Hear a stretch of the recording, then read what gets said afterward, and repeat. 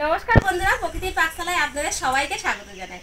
বন্ধুরা, আজকের আমি কাঁচা আমের রেসিপি বানিয়ে দেখাবো। দেখুন আমার হাতে কাঁচা আম, আর এই কাঁচা আমের টক ঝাল মিষ্টি আমসত্ত্ব বানিয়ে আপনাদেরকে দেখাবো।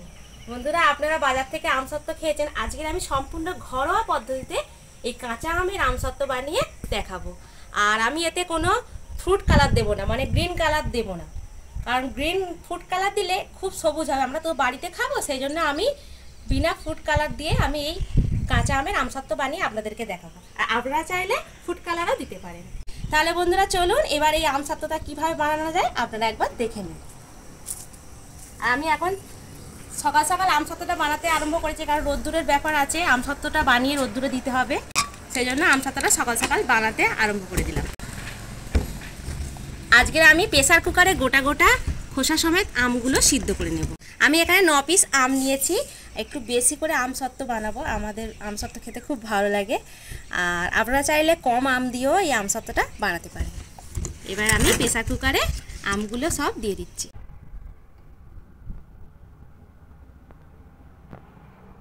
প্রেসার কুকারে ঢাকা দিয়ে 3টে সিটি দিয়ে এটা সিদ্ধ করে নেব। তারপরে আপনাদেরকে দেখাচ্ছি এতে কি কি উপকরণ লাগে। ঠান্ডা হয়ে যাওয়ার পরে খোসাগুলো আমে থেকে ছাড়িয়ে নিচ্ছি। দেখুন, এইটা আমি 3টে সিটি দিয়ে সিদ্ধ করেছি, আর ছাঁকতে লাগবে না, একদম পুরো সিদ্ধ হয়ে গেছে, পুরো মোমের মতন হয়ে গেছে। খোসাগুলো আম থেকে ছাড়িয়ে নিয়েছি। এবার এই আমের শাঁসগুলো আঁটি থেকে বার করে নেব। দেখুন, এটা ছাঁকতে হবে না, একদম পুরো সিদ্ধ হয়ে গেছে। এই দেখুন, হাতের সাহায্যে একটু আমের শাঁসটা ফেটে নিচ্ছি। দেখুন, আর এতে কোনো শক্তভাব নেই, একদম পুরো সব শাঁস। এখানে বাটির মধ্যে কাঠকলায় ভেজে রাখা গোলমরিচ, জিরে, ধনে, মৌরি একসঙ্গে ভেজে নিয়েছি। আর এখানে চিলি ফ্লেক্স নিয়েছি, এইটা শুকনো খলায় একটু ভেজে নিয়ে আর একটু গুঁড়ো করে নিয়েছি। আর এখানে আছে বিট লবণ, এই লবণটা আমি গুঁড়ো করব। আর চিনি নিয়েছি, আর এখানে চাট মশলা। আমি এই আমসত্ত্বটা টক ঝাল মিষ্টি বানাবো, সেজন্য এখানে চাট মশলা দেবো।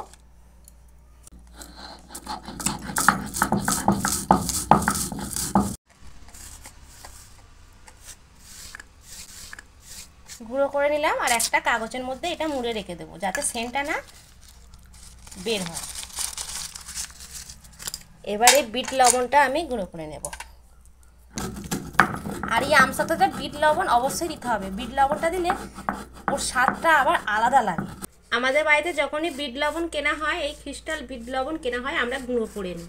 আর বাজারে যেটা এমনি সাধারণ গুঁড়ো বিট নুন পাওয়া যায়, ও তো অনেক কিছু ভেজাল থাকে, সেই জন্য আমরা এই বিট লবণ ব্যবহার করি বাড়িতে। এবার এই আমটাকে অল্প আঁচে জাল করে নিতে হবে, খুব বেশি জোরে জাল দিলে হবে না, আর অনবরত খুন্তি দিয়ে নাড়তে থাকতে হবে। এর মধ্যে যে জলটা আছে সেটা যখন হালকা শুকনো হয়ে আসবে, তখন এই আমসত্ত্বটা রেডি হয়ে যাবে। আমি এর মধ্যে দিয়ে দিচ্ছি এক এক করে সব উপকরণ। প্রথমে চিনি দিয়ে দিচ্ছি, আমের টক ঝাল মিষ্টি আমসত্ত্ব বানাবো, সেজন্য আমি খুব বেশি এইটায় চিনি দেব না। এবার দিয়ে দিচ্ছি হাফ চামচ বিট লবণ, দিয়ে দিচ্ছি চাট মশলা হাফ চামচ।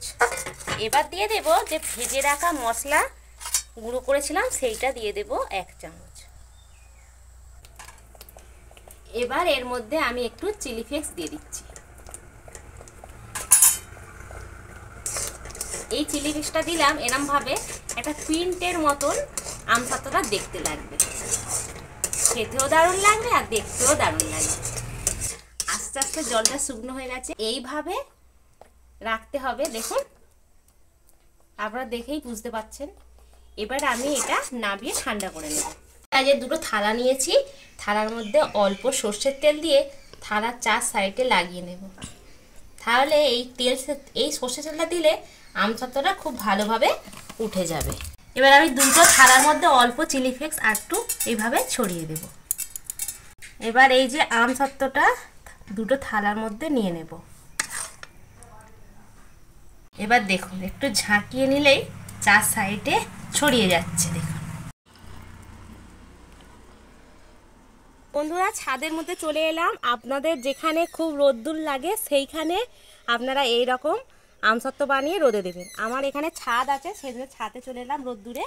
আর এই ট্যাঙ্কের ওপরে আমি এইটা দিয়ে রাখলাম। এবার রোদ্দুরের ব্যাপার, এখন মেঘলা আকাশ, কখনো রোদ্দুর হচ্ছে কখনো বৃষ্টি হচ্ছে। এটা একদিনও লাগতে পারে বা 2-3 দিনও লাগতে পারে। ফিরে আসছি পরে। বন্ধুরা আমি 2 দিন পরে চলে এলাম। আর এই আমসত্ত্ব পুরো শুকিয়ে গেছে দেখুন। এটা আমার শোকাতে 2 দিন সময় লেগেছে। এই দেখুন একদম শুকিয়ে গেছে। এই দেখুন, এবার আমি এইটা আপনাদেরকে তুলে দেখাবো। একটু ছুরির সাহায্যে ধারগুলো একটু করে দেব।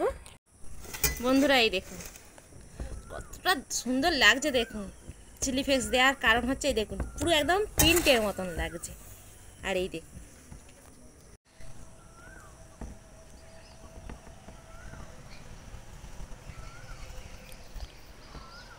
এই দেখো পাপড়ি, এই দেখো এটা কি বলো তো? কি আমসত্ত্ব? তুমি আমসত্ত্ব খাও? এই দেখুন বন্ধুরা, এবার আমি এটা কেটে আপনাদেরকে দেখাই। এইভাবে আপনারা আমসত্ত্ব করে স্টোর করে রাখতে পারেন, আবার নর্মাল ফ্রিজেও রাখতে পারেন। এই দেখুন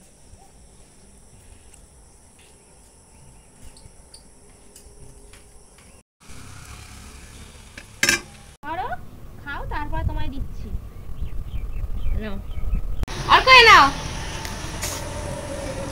খাও।